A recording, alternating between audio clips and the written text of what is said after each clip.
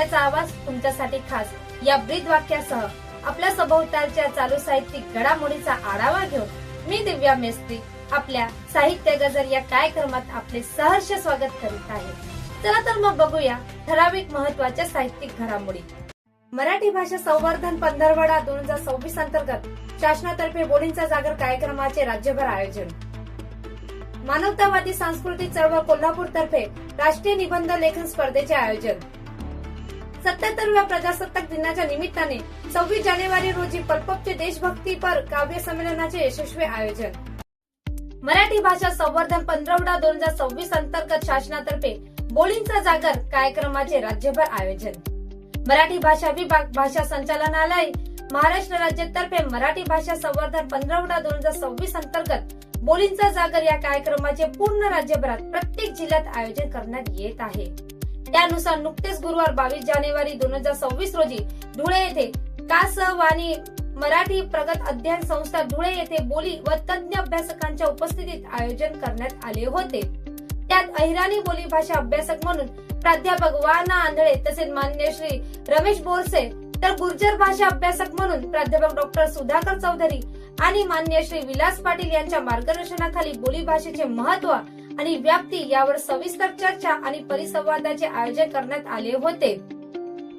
आयोजक म्हणून प्राध्यापक डॉक्टर के बी पाटील, प्राध्यापक डॉक्टर वंदना महाजन आणि प्राध्यापक डॉक्टर शोभा शिंदे या सर्व कासवानी प्रगत अध्ययन संस्थेच्या प्रमुख पदाधिकाऱ्यांनी मेहनत घेऊन कार्यक्रम यशस्वीपणे पार पाडला। त्याचप्रमाणे कवयित्री बहिणाबाई चौधरी उत्तर महाराष्ट्र विद्यापीठ जळगाव यांच्याकडून विद्यापीठ सभागृहात दिनांक 23 जानेवारी 2026 रोजी जामनेरी बोली भाषा अभ्यासक मान्य श्री रवींद्र पांढरे, तावडी बोली अभ्यासक डॉक्टर श्री अशोक कोळी, तर लेवागण बोली भाषा अभ्यासक म्हणून प्राध्यापक श्रीमती संध्या महाजन यांच्या प्रमुख उपस्थितीत या कार्यक्रमाचे आयोजन करण्यात आले। कार्यक्रमात सकाळी 9 ते 10 या वेळ शोभायात्रा काढण्यात आली, तर सकाळी 10 ते दुपारी 1 वाजे दरम्यान मुख्य कार्यक्रम संपन्न झाला। त्यात वाल्मिकी वही गायन, रंगपंची जागरण, गोंधळ तसेच लोकनाट्य, तमाशा अशा विविध बोली भाषेतील कार्यक्रमाचे बहारदार सादरीकरण करण्यात आले। सर्व मान्यवरांनी त्या बोली भाषेचे महत्त्व आणि व्याप्तीविषयी उपस्थितांना मार्गदर्शन केले। आयोजक म्हणून प्राध्यापक श्री सोपान इंगळे, प्रभारी कुलगुरू क ब चौ उ म वि जळगाव यांनी यशस्वीपणे कार्यक्रमाचे नियोजन केले होते। संपूर्ण राज्यात प्रत्येक जिल्ह्यात सदर कार्यक्रमाचे निमंत्रक म्हणून राज्याचे मराठी भाषा व उद्योग मंत्री डॉक्टर उदय सामंत, मराठी भाषा विभाग मंत्रालय सचिव मान्य डॉक्टर किरण कुलकर्णी तसेच महाराष्ट्र राज्य भाषा संचालनालयाचे भाषा संचालक श्री अरुण गीते आदी मान्यवरांच्या मार्गदर्शनाखाली सदर कार्यक्रमाचे यशस्वीपणे आयोजन करण्यात येत आहे। येत्या काळात आणखी उर्वरित जिल्ह्यात याचप्रमाणे बोलींचा जागर या कार्यक्रमाचे अशाच प्रकारे आयोजन करण्यात येणार आहे। मानवतावादी सांस्कृतिक चळवळ कोल्हापूर तर्फे राष्ट्रीय निबंध लेखन स्पर्धेचे आयोजन। साहित्याचे लोकराज्य छत्रपती शिवाजी महाराज यांना सर्वोच्च स्तरातील प्रजेने समजून घेण्यासाठी म्हणून मानवतावादी सांस्कृतिक चळवळ कोल्हापूर तर्फे राष्ट्रीय स्तरावरील निबंध लेखन स्पर्धेचे आयोजन करण्यात आले आहे।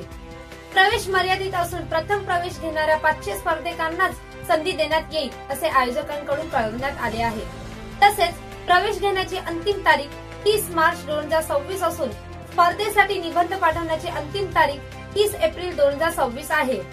तसेच स्पर्धेचा निकाल 30 जून 2026 ला जाहीर करण्यात येईल आणि बक्षीस वितरण 1 ऑगस्ट 2026 ला होईल असे आयोजकांकडून कळवण्यात आले आहे।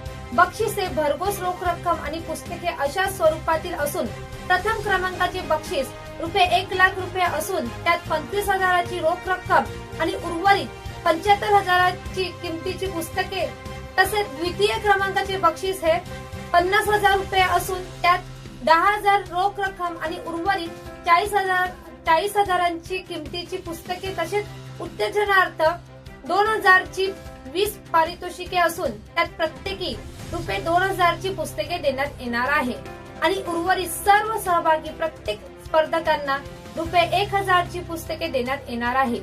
इतक्या प्रमाणात रोख रक्कम व पुस्तकाच्या स्वरूपात भरघोस बक्षिसांची लयलूट करणारी प्रत्येक नागरिकास छत्रपती शिवाजी महाराज कळावे यासाठीची ही आगळी वेगळी अशी स्पर्धा आयोजित केली गेली आहे.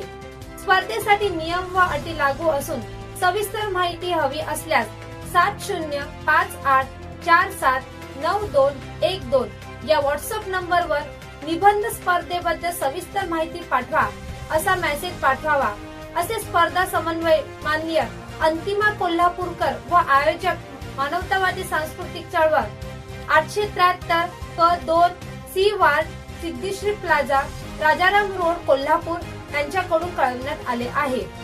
स्पर्धेचा मेसेज स्टेटस द्वारा व इतर माध्यमातून जास्तीत जास्त शिवप्रेमीपर्यंत पाठवावा अशी आशा व्यक्त करण्यात आली आहे. 77व्या प्रजासत्ताक दिनाच्या निमित्ताने 26 जानेवारी 2026 रोजी पल्पपचे देशभक्तीपर काव्य संमेलनाचे यशस्वी आयोजन. पल्पपच्या नवी मुंबई शाखेतर्फे अध्यक्ष वक्ते लेखक श्री जयराम मांजरे पाटील यांनी 77व्या प्रजासत्ताक दिनाच्या निमित्ताने 26 जानेवारी 2026 रोजी देशभक्तीपर काव्य संमेलनाचे यशस्वी आयोजन केले होते. काव्य संमेलनाचे औपचारिक उद्घाटन पल्पपच्या सर्वेसर्वा सौ लीना पाटील मॅडम यांनी शब्दसंज्ञाने केले. तसेच कवी लेखक श्री जयराम मांजरे पाटील यांनी थोडक्यात प्रास्ताविक करून काव्य संमेलनाला सुरुवात केली. सदर काव्य संमेलनाचा विषय प्रसंगानुरूप देशभक्ती असल्याने प्रत्येक कवींच्या सादर झालेल्या वेगवेगळ्या जोशपूर्ण कवितांनी वातावरण अगदीच भारावून गेले होते. त्यातच कवी श्री विलास बापू राठोड यांचे बहारदार परिस्थितीनुरूप शेर शायरी तसेच चारोळ्यासह केलेल्या सूत्रसंचलनाने आणखीनच रंगत आणली.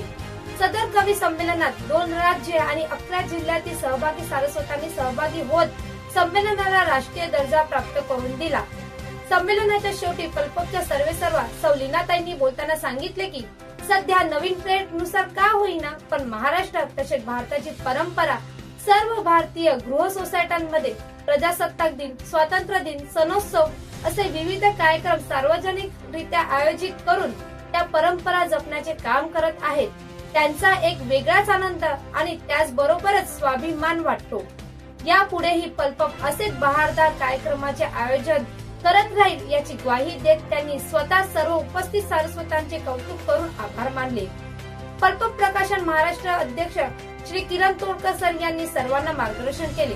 शेवटी आयोजक कवी श्री जयराम मांजरे पाटील सरांनी आभार प्रदर्शन करत सर्वच कवींच्या रचनांना समाचार घेत त्यांना उचित उपाधी देऊन प्रत्येक सहभागी सारस्वत सूत्रसंचालन पल्पप महाराष्ट्र अध्यक्ष श्री किरण तोडकर सर, पल्पपच्या सर्वेसर्वा सौ लीनाताई पाटील या सर्वांचे आभार मानून कार्यक्रमाचा समारोप केला. पल्पप नेहमीच असे प्रसंगानुरूप तसेच आगळ्या वेगळ्या कार्यक्रमाचे आणि उपक्रमाचे आयोजन करत असल्याने प्रत्येकच कार्यक्रम व उपक्रमाला अभूतपूर्व असा प्रतिसाद मिळून सर्व कार्यक्रम यशस्वीपणे पार पाडतात. रसिक हो, या होत्या साप्ताहिक चालू साहित्यिक घडामोडी. चला तर मग भेटूया अशा चालू साहित्यिक घडामोडीचा आढावा घेऊन पुढच्या भागात. तोपर्यंत लिहित तेव्हा बदल घडवा.